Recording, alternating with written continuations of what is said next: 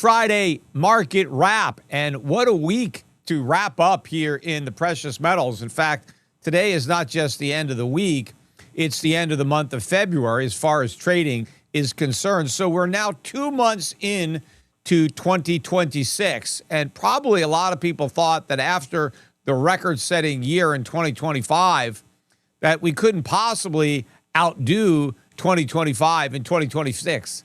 But so far, we are on pace to do just that. And if you remember, I was saying this. I was saying last year that as good as 2025 was, that I would not be surprised if 2026 was even better.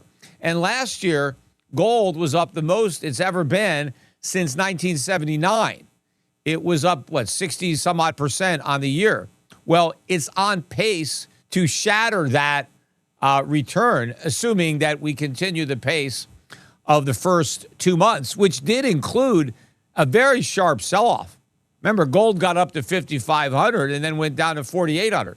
Now, we're not quite at 5,500 yet, but gold closed. And I don't know if it's officially closed yet because it seems to trade kind of late. But as I'm looking at it now, at about 6 minutes before 5 o'clock on the East Coast time, gold is up $94.80 on the day. And it's last traded at $5,278.70. This is the highest close ever for a week or a month for gold. I don't know if it's the highest one-day close. I forget where it was, when it was got up to 500. But it's definitely the highest weekly and monthly close. Silver is up $5.50 right now on the day. It's trading at $93.66. This is for sure the highest monthly close, but it is not the highest weekly close. It's actually the second highest weekly close. We managed to close higher than this 1 week, a few weeks ago, before, on the way up before the big collapse. But we're now, solidly above $90 on silver. Don't focus on the fact that we did get to 120. Focus on where this rally started. A year ago, silver was like $30, so it's more than tripled. In fact, I jotted down the returns on gold and silver so far for the year, 2 months in. Gold is up better than 21.5%. That's, 10% a month. If it does that every month this year, the price of gold will more than double on the year. Now, I don't expect that higher return, but I would not be surprised if that's what happened. It's not completely out of the question. Silver is up almost 30% so far this year in 2 months. 30% increase in the price of silver. Now, the mining stocks have done better than gold and silver, but not nearly as much as you would think. So the GDX is up 35% on the year, and the GDXJ is up 38%. These are returns in just 2 months.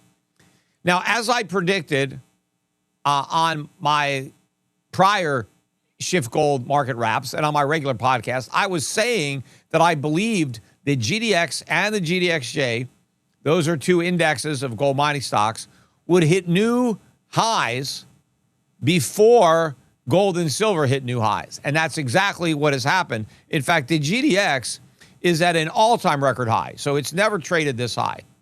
But the GDXJ still has a long way to go to get back to where it was in 2011. Now, I think it will take out that high before the end of 2026. But for now, it's just the high since 2011. But for the GDX, it is an all-time record high.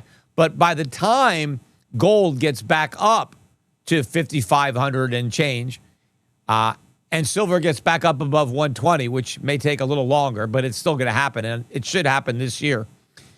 But by the time the precious metals get back to those record highs, the mining stocks, I believe, will be way above where they were the last time gold was 5,500, which is why you should still be buying these stocks. They're still ridiculously cheap. I'm still expecting a huge move up in a day. I mean, where these stocks go up 20% in a day. That hasn't happened. I mean, they go up 2%, 3%, 1.5%. It's slow and steady. There's no mad rush to buy them. There's no mania. It's just a slow, steady climb because the buyers are still worried that the price of gold is going to crash, which, of course, it's not going to do. If anything, it's going to crash up.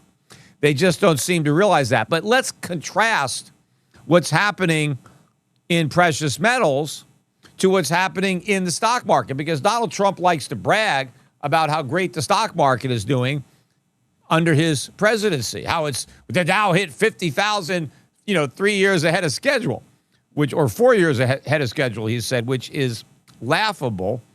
But yes, the Dow Jones did hit 50,000, but it's really no big deal because when he took office, it was 44,000. So that's not that big a gain. But the Dow Jones is now back below 49,000. So we're more than 1,000 points below 50,000. But what's significant is that on the year, the Dow was only up 1.25%. That's it. Less than 0.75% per month.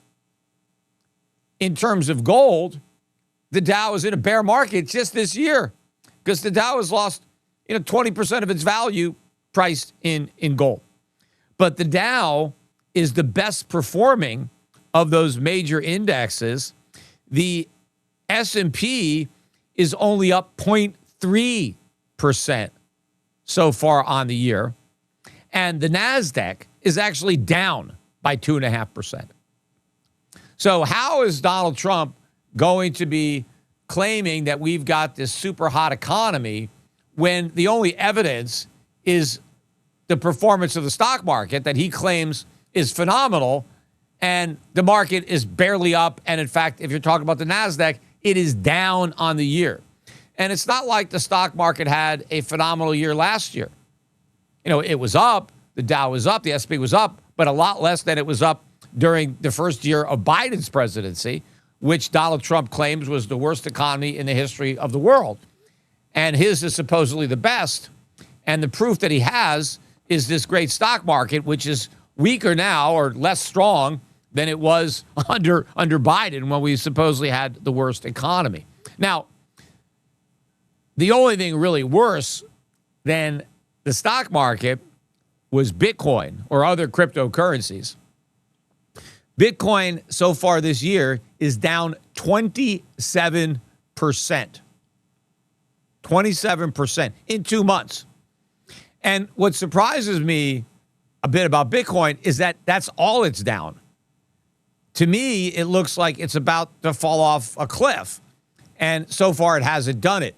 But if you look at a long-term chart going back 10 years or so, because everybody in the Bitcoin community always tells me to zoom out. And so I zoomed out, and it really is an awful-looking picture. Yes, there's a big rise. I can see that. But you can also see the collapse.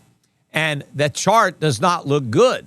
It looks like you need to get the hell out is what it looks like. And that's what I've been saying. But in the meantime, even though Bitcoin hasn't dropped a lot over the last few weeks, it's kind of hanging out around the same area. Right now, it's about 65,500. But if you're still holding and hoping, you're missing out on all the gains in gold and silver or all the gains in the mining stocks. So that's another loss, because if you bought Bitcoin as a proxy for gold, if you were thinking about buying gold or silver, but you bought Bitcoin instead because you thought it was the fastest horse in the race, well, you were wrong. I mean, it's not even in the race anymore. It's back in the barn, but you're missing out on the horses that are galloping, away here. So I think the longer you wait to sell your Bitcoin and buy gold and silver, the more expensive the gold and silver is going to be. And of course, you run the risk of Bitcoin just completely imploding. And I'm talking about a massive collapse, much bigger than what we've seen so far. I think that's coming. I think the fact that Donald Trump did not mention Bitcoin once during a 2-hour State of the Union address, right? He mentioned everything else, but he didn't touch crypto or Bitcoin. Now, unless he's just holding out for bigger donations, either to Republican candidates or, I don't know, to something that benefits his family, it looks like they've moved on. I think the president doesn't want to go down with that ship at this point because it's pretty obvious that the air is coming out of this bubble and he's got enough problems to deal with. He doesn't want to go down with that. So maybe he's just like, okay, I'm done. I'm done with crypto. We'll see. But the demand for Bitcoin is imploding. What is increasing is the demand for gold. And in fact, the future of blockchain is gold. The demand for gold is increasing because of the continuation of tokenized gold. More companies are getting into tokenized gold. More gold tokens are coming on the market. So a new source of demand for gold is to back up tokens. And of course, that competes with stable coins backed by dollars. And it sure as hell beats Bitcoin because Bitcoin is backed by nothing. And so once you have tokenized gold, it's game over because all of the arguments that Bitcoiners made about why Bitcoin was better than gold are solved by tokenized gold. So you've got nothing. And that's what we're doing at T-Gold. We don't have the tokens yet at tgold.com, but you could buy the gold and silver. And the reason I launched T-Gold before we finished building it out is because I knew that gold and silver prices would keep going up. So I didn't want my followers to have to wait until the whole platform was ready to buy their gold and silver. I want them to buy it as soon as they can. Because when it's finally ready, I expect the prices to be a lot higher. So why wait to buy higher when you could buy now and buy lower? And so if you don't have your T-Gold account set up yet, you should go to tgold.com and set it up. T-Gold is part of Schiff Gold. It's just a particular dedicated page. But that website, T-Gold, goes right to that page on the Schiff Gold website. We're still working on the app. It's not ready yet. There's going to be an app that will make this whole process a lot easier. And by the way, I wanted to point out also, even though the S&P is basically flat on the year, foreign stocks are doing great. I mean, most foreign stock markets are up at least 5 or 10% on the year, if not more. In fact, my dividend payers fund that I manage and my dividend payer strategy is up almost 17% on the year. This is not a gold fund. This is foreign dividend paying stocks. And these things are up 17% after being up like 62% last year. Why is this happening? Because money is leaving the U.S. and it's being invested abroad. The opposite of what Donald Trump claims. In the State of the Union address, he's talking about all the money, the trillions and trillions of dollars that is pouring into America. Well, it's not. The dollar's going down, not up. If all this money was coming into America, they would be buying dollars. And U.S. stocks are dramatically underperforming the rest of the world. That tells you that money is not coming into America to invest in our stocks. It's leaving America to invest in foreign stocks. That's where all the money is being made. That's where it was made last year, and the trend is accelerating this year. So I would encourage, my Schiff Gold customers, to the extent that you have stock portfolios, which you shouldn't have everything in physical gold and silver. But if you have money in the stock market, if you're in the U.S., you're in the wrong market. There's not going to be any action here. Right? The U.S. market is overpriced and headed lower. We have a lot of problems, and you don't want to stay invested here. It was a great ride while it lasted. You had a great 10, 12 years, but you got to say goodbye. Right? Don't overstay your welcome at this party because it's not going to end well for the people who don't leave. They're all going to get busted, and they're going to end up in jail. So you don't want that. You want to get the hell out before the police show up and raid the place, and invest internationally, either on your own or use my funds. Go to Europac.com. We've got the Global Dividend Payers Fund, the Global Value Fund, the Emerging Market Fund. We have plenty of funds that I believe are going to have phenomenal returns as money is fleeing the United States and going back to these foreign markets. And the trends are really going to accelerate when the dollar starts to break. Now, we got news on inflation today, and it wasn't good. Now, it's the same news I've been predicting. We got the producer prices for January. And producer prices, I think, are even more important than consumer prices. Even though consumer prices, the CPI, is what the Fed is tracking and what the media always talks about. But the producer price index is a leading indicator of consumer prices. Because before consumers see higher prices, the producers, the wholesalers, they see the higher prices first. Now, they may refer to them as costs, but a cost and a price are basically the same thing. What something costs you is the price that you pay for it. You know, that's why when people talk about cost push inflation, they say, well, you know, prices are going up because costs are going up. That doesn't make any sense because costs are also prices. So you can't say prices are going up because prices are going up, right? The reason prices and costs, which are the same thing, go up is because the government creates the inflation. The government expands the money supply, the base is the currency, but it's the producer who ultimately sees the inflation first, and he pays higher prices and then passes that on to the consumer. So the producer price index is more important because it's a leading indicator. If businesses are seeing all of their component costs going up, what are they going to do? They're not just going to eat it. They're going to raise their prices. And so if you look at producer prices, you're looking into a window of future consumer prices. Now, the increase for producer prices in January was 0.5% in 1 month. 0.5. That is a big number. The expectation was 0.3. Now, last month, prices were up 0.5. And that was revised to only 0.4, so not quite as bad. But if you take the two numbers combined, it's higher than what was expected. But what's significant to me, if you annualize 0.5, you get 6%. So in January of this year, producer prices are increasing at an annualized rate of 6%. Do you think that bodes well for 2% inflation anytime soon? Not a chance. In fact, the year-over-year increase in producer prices is 2.9%. Right? So it's almost 3%. We're not even close to 2%.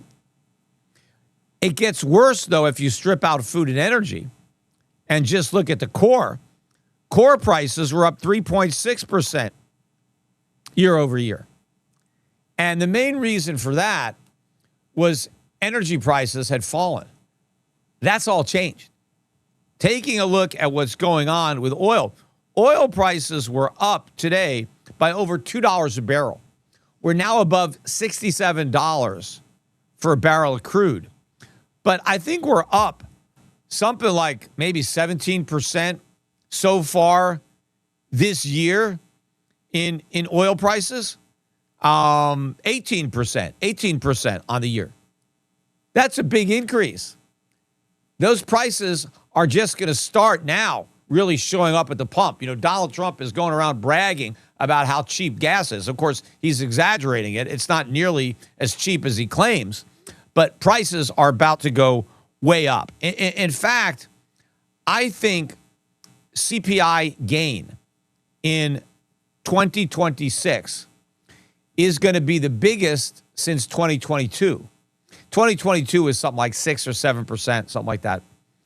And I think we're going to be the highest since then. So it's going to be higher than last year, which was 2.7, higher than Biden's last year, that was 2.9, and higher than the year before that. So Trump can't go around claiming that, you know, he's vanquished Biden's inflation if 2026 shows the biggest increase in consumer prices since 2022. Now, of course, Donald Trump will still try to blame this